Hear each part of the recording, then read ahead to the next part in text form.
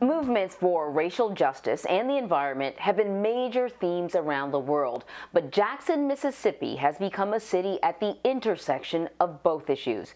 60 Minutes Plus correspondent Wesley Lowery went there after 2 winter storms took out critical infrastructure in the mostly black city and has an assessment of the situation there now.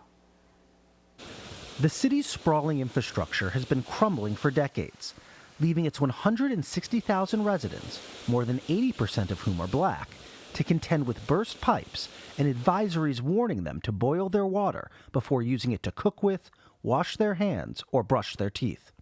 Then, this February, back-to-back storms buried this region in snow and ice, shutting down water service for much of the city. How bad was this one?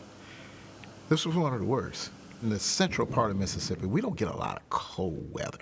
And so that made us very, very susceptible. The difference this time is that the water stations themselves froze up. I had never experienced a point where I saw no water come out the pipes. I mean, for me personally, for 18 days. What do you do when you don't have water for 18 days? You suffer. On February 14th, a state of emergency was declared across Mississippi. Major water outages began just 3 days later. My regiment now in the morning is waking up, filling my toilet bowl with water, just so we can get the waste down. It's disgusting. The bishop's son-in-law, Kehendi Gaynor, a married 42-year-old father of 3, went without water for nearly 3 weeks. In Texas, it's a full-on humanitarian crisis. He grew fed up and frustrated that the news coverage seemed to be primarily focused on Texas, 2 states over, which had also been pummeled by a winter storm. So he grabbed his camera to plead for help. And all that they were talking about on the news was Texas. And I'm like, this happens all the time. They really look over Mississippi. We can't use the water to brush our teeth. I was so pissed off. I just started venting. I wanted to vent. So I was just kind of capturing myself, my routine. And what was that routine? Well, the routine was in the morning, I would just go get a bucket of water, just to make sure I have water filled up. And, my kids, I'd be like, go use the bathroom. Let's not try to be having all these different times when we're using the bathroom. Just go use the bathroom so we can flush the toilets. Gaynor says that over the next 20 days, he spent about $3,000 on food, gas, and hotels, where he and his family would shower and occasionally stay overnight. It took a toll. It felt defeating at first, because as a man, you want to make sure that you're covering your family, you're taking care of them. So with more on this, let's bring in Wes Lowery now. Wes, it sounds like, with that man describing his day, it sounds like, an era gone by, something you would read about in the history books. So we caught a small glimpse of what one family went through in that piece. But how bad is the infrastructure there? So we're talking about, following these winter storms, thousands of residents who went, in some cases, close to a month without running water in their homes. Now, the water infrastructure has been graded as a D, both in terms of the drinking water as well as the wastewater in Jackson.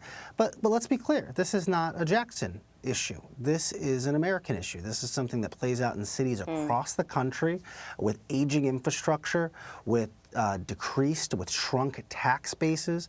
And the reality is infrastructure is not particularly sexy. It's not something that cities are eager to spend millions, if not billions of dollars each year. It's easy to kick to the next year and the next year. And then you look up and it's been 30 or 40 years and your bridges aren't rebuilt, your water pipes are brittle, and then a crisis happens.